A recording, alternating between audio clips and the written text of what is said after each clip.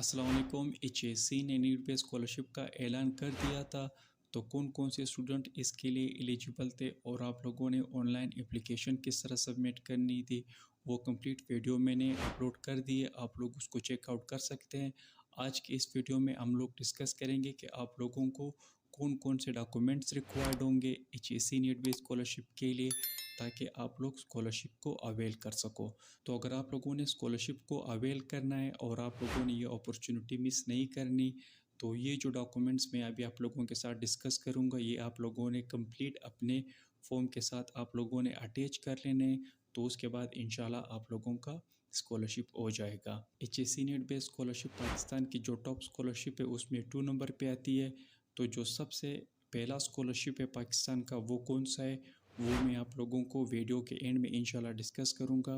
उसके लिए भी आप लोगों ने लाजमी अप्लाई करना है, वो अभी तक अनाउंस नहीं हुई है। यहाँ पे आप लोगों को कंप्लीट डॉक्यूमेंट शो हो रहे हैं। यहाँ पे आप लोग देख सकते हैं एप्लीकेशन फॉर्म चेक लिस्ट है, तो ये भी मैं आप लोगों को डिस्क्रिप्शन में दे दूँगा। आप लोगों ने इसको भी डाउनलोड कर लेना है और उसके बाद कंप्लीट डॉक्यूमेंट्स होने के बाद आप लोगों ने ये सारे टिक जो आपके पास रिलेवेंट है ये आप लोगों ने टिक कर लेने। जब तक आप लोगों के ये डॉक्यूमेंट टिक नहीं होंगे तो आप लोगों ने बिल्कुल भी अप्लाई नहीं करना।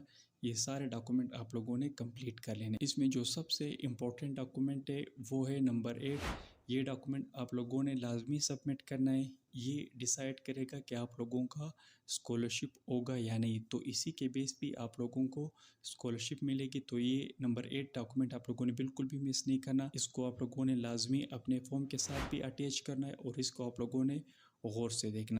आप लोगों के पास जो सबसे पहला डॉक्यूमेंट है, आप यहाँ पे देख सकते हैं सीरियल नंबर है। उसके बाद आप लोगों के पास डिस्क्रिप्शन है और यहाँ पे एप्लीकेशन फॉर्म चेक लिस्ट है और यहाँ से आप लोग उस डॉक्यूमेंट को टिक कर सकते हैं कि वो आपके पास कंप्लीट है। तो जो आप लोगों के पास नंबर 1 डॉक्यूमेंट है वो है copies of computerised CNIC of father, mother and guardian. अगर आपके अब्बू और अम्मी आपकी परवरिश करते हैं तो आप लोगों ने उनकी जो CNIC वो आप लोगों ने अपने डॉक्यूमेंट के साथ अटैच करनी है और यहाँ से आप लोगों ने टिक लगाना है। अगर किसी के वालिद साहब या उनके अम्मी वफात पा चुके हैं और उनके गार्डियन कोई और है, कोई और उनको पाल रहा है, तो आप लोगों ने यहाँ से गार्डियन पे टिक कर लेना है और उनकी जो CNIC वो आप लोगों ने अपने डॉक्यूमेंट के साथ अटैच करनी है।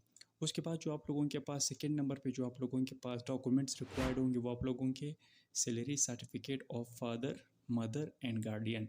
अगर आपके अब्बू या वालिद साहब या मदर आप लोगों की उनकी सैलरी स्लिप आप लोगों के पास है तो वो आप लोग अपने डॉक्यूमेंट के साथ अटैच कर सकते हैं। और अगर वो लोग रिटायर्ड हो चुके हैं तो आप लोग उनके जो पेंशन सर्टिफिकेट है वो आप लोग अपने डॉक्यूमेंट के साथ अटैच कर सकते हैं। जिनके वालिद साहब सरकारी मुलाजिम नहीं है या उनके पास सैलरी स्लिप नहीं, तो आप लोगों ने किस तरह अपनी सैलरी स्लिप बनानी, तो आप लोगों ने कचहरी जाना है और वहाँ से आप लोगों ने इनकम सर्टिफिकेट आप लोगों ने बनाना है। स्क्रीन पे भी आप लोगों को शो हो रहा होगा।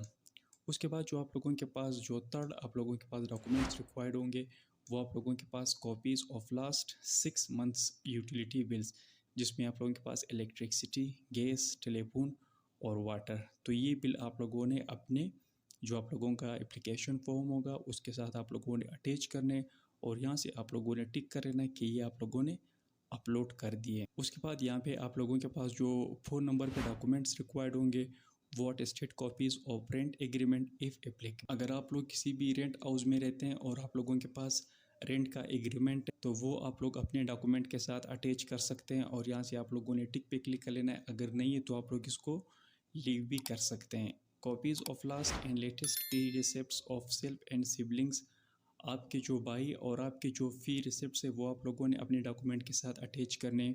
जो लेटेस्ट होंगे वो आप लोगों ने अटैच कर लेने। अगर लेटेस्ट नहीं तो आप लोग लास्ट ईयर या उसे जो पहले 6 मंथ्स के थे वो भी आप लोग उसके साथ अटैच कर सकते हैं। यहाँ पे जो आप लोगों के पास नंबर 6 में डॉक्यूमेंट्स है वो आप लोगों के पास copies of medical bills, expenditures related documents.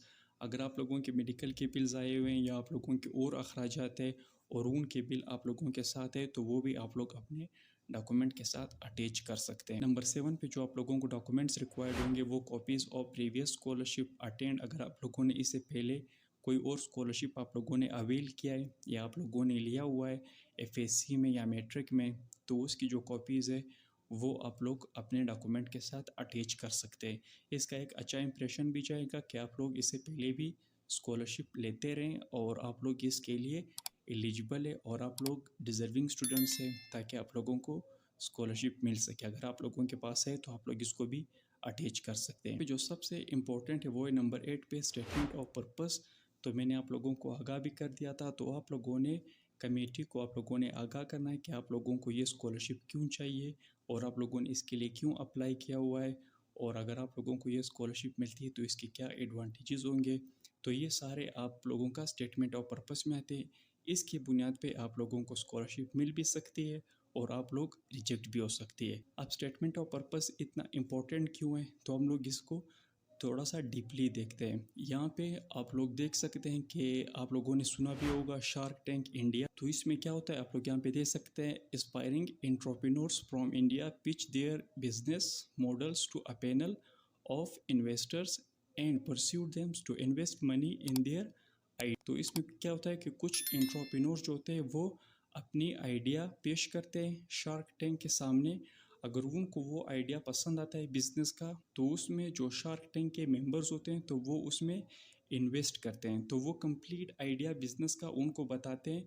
अगर उनको वो आइडिया सही लगता है और उससे इनकम जनरेट हो सकती है तो वो उस बिजनेस में इन्वेस्ट करते हैं, अदरवाइज वो उसमें इन्वेस्ट नहीं करते। तो स्टेटमेंट ऑफ पर्पस भी स्कॉलरशिप के लिए बिल्कुल इसी तरह है। तो आप लोगों ने कमेटी को आगाह करना है कि ये स्कॉलरशिप आप लोगों को किस लिए चाहिए, और अगर आप लोगों को ये स्कॉलरशिप मिल जाती है तो उसके बाद आप लोग जब स्टडी कंप्लीट कर लेंगे तो इससे सोसाइटी को क्या फ़ायदा होगा और आपको क्या फ़ायदा होगा। तो ये जो कंप्लीट आप लोगों ने स्टेटमेंट ऑफ पर्पस लिखना है उसमें आप लोगों का कोई पर्पस होना चाहिए इस स्कॉलरशिप को लेने के लिए, ताकि कमेटी भी आप लोगों के स्टेटमेंट ऑफ पर्पस से एग्री हो और आप लोगों को स्कॉलरशिप दे दे। तो ये स्टेटमेंट ऑफ पर्पस इस वजह से इतना इम्पोर्टेंट है। स्टेटमेंट ऑफ पर्पस के लिए आप लोगों को एप्लीकेशन में कुछ लाइंस गिवन होंगे, वहाँ पे भी आप लोग स्टेटमेंट ऑफ पर्पस लिख सकते हैं 3 से 4 लाइन का। अगर आप लोगों ने इससे ज़्यादा लिखना है तो आप लोग किसी पेज पे लिख ले और उसके बाद आप लोग वो पेज भी आप लोग अपने डॉक्यूमेंट के साथ अटैच करें। उसके बाद जब आप लोगों का सेक्शन यहाँ तक कंप्लीट हो जाएगा तो उसके बाद आप लोगों के पास section A, section B, section C and section D होगा। तो उसमें आप लोगों के पास जो पर्सनल एंड फैमिली इंफॉर्मेशन होगी वो आप लोगों ने पुट कर लेनी है, और उसके बाद कुमुलेटिव इंफॉर्मेशन आपका, आपके वालिद साहब का, गार्डियन के जो एसेट्स होंगे वो डिटेल्स आप लोगों ने पुट कर लेनी एप्लीकेशन फॉर्म में। सेक्शन सी में आप लोगों ने financial agreements for current year वो आप लोगों ने पुट कर लें, और लास्ट सेक्शन डी में आप लोगों ने अपनी एजुकेशनल जो रिकॉर्ड होगा मैट्रिक, एफएससी, वो आप लोगों ने वहाँ पे कंप्लीट मेंशन कर लेना। अब नीचे आप लोगों को कुछ इंस्ट्रक्शंस नज़र आ रहे होंगे कि आप लोगों को क्या करना चाहिए एप्लीकेशन फॉर्म में और क्या आप लोगों को नहीं करना चाहिए। तो आप लोगों का जो एप्लीकेशन फॉर्म होगा वो आप लोगों ने अपने हाथ से, या आप लोग उसको टीसीएस भी कर सकते हैं अपने फाइनेंशियल एड ऑफिस जो आप लोगों की यूनिवर्सिटी होगी फोकल पर्सन को। और उसके बाद आप लोगों के पास जो यहाँ पे place documents in right orders, तो आप लोगों की जो डॉक्यूमेंट्स है वो भी आप लोगों ने सही ऑर्डर में रखने हैं। तो यहाँ से आप लोग देख सकते हैं 1 to 10 जो आप लोगों के डॉक्यूमेंट है वो आप लोगों ने इस तरह रख लेने हैं। उसके बाद यहाँ पे आप लोगों को शो होगा पुट ऑल अमाउंट्स इन पीकेआर। तो आप लोगों ने जो अमाउंट्स लिखने हैं एप्लीकेशन फॉर्म में वो आप लोगों ने पीकेआर में लिखने हैं। और यहाँ पे do consult with parents guardians for financial data accuracy and reliability. तो आप लोगों ने जो अपना डेटा आप लोगों ने लिखना है अपने एप्लीकेशन फॉर्म में, तो आप लोगों ने अपने वालिद साहब से सारा डेटा कलेक्ट कर लेना है ताकि आपकी एप्लीकेशन में कोई भी मिस्टेक ना हो और आप लोगों की एप्लीकेशन रिजेक्ट ना हो। उसके बाद जो आप लोगों ने एप्लीकेशन फॉर्म में जो गलतियाँ नहीं करनी, वो आप लोगों ने फॉल्स, आप लोगों ने गलत इन्फॉर्मेशन पुट नहीं करनी और आप लोगों ने इनकम्प्लीट इन्फॉर्मेशन पुट नहीं करनी। तो आप लोगों ने एप्लीकेशन फॉर्म को कंप्लीट भी करना है और सही इन्फॉर्मेशन आप लोगों ने पुट कर लेनी है। ओवर राइटिंग, स्केचिंग आप लोगों ने नहीं करनी, अदरवाइज़ आप लोगों का स्कॉलरशिप कैंसिल भी हो सकता है। और आप लोगों ने डायरेक्ट एचईसी ऑफिस अपनी एप्लीकेशन नहीं सेंड करनी, उसकी सूरत में भी आप लोगों का एप्लीकेशन फॉर्म कैंसिल हो सकता है। तो जिस तरह मैंने आप लोगों को वीडियो के शुरू में बताया था कि HEC net based scholarship Pakistan का दूसरा बड़ा स्कॉलरशिप है। तो पहला स्कॉलरशिप कौन सा है, वो आप लोगों के पास है एहसास स्कॉलरशिप। तो जब भी एहसास स्कॉलरशिप के एप्लीकेशन ओपन होंगे उसकी डिटेल्स भी मैं आप लोगों के साथ शेयर कर दूंगा कि उसके लिए आप लोगों ने अप्लाई किस तरह करना है। वो पाकिस्तान का सबसे बड़ा स्कॉलरशिप है, तो उसके लिए भी आप लोगों ने लाजमी अप्लाई करना है। उम्मीद है वीडियो आप लोगों को पसंद आई होगी। स्कॉलरशिप एंड जॉब से रिलेटेड मज़ीद वीडियोस देखने के लिए चैनल को सब्सक्राइब करें। नेक्स्ट वीडियो तक मुझे दीजिए इजाज़त। अल्लाह हाफ़िज़।